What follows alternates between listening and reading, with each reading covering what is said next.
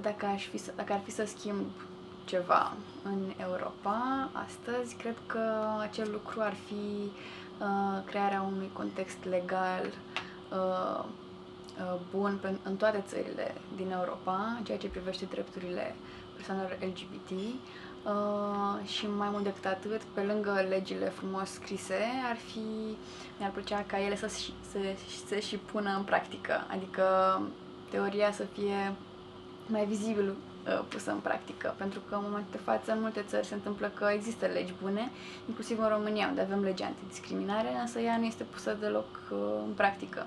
sau foarte rar, în foarte puține cazuri. Astfel, e un fel de cerc vicios în care oamenii nu raportează, de exemplu, că au fost victime ale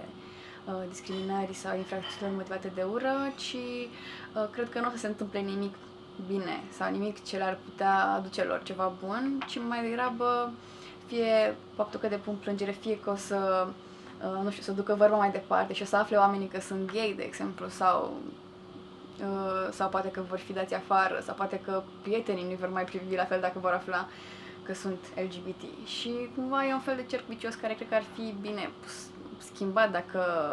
oamenii și autoritățile, dar și cetățenii ar lucra împreună cumva spre a pune în practică legile actuale.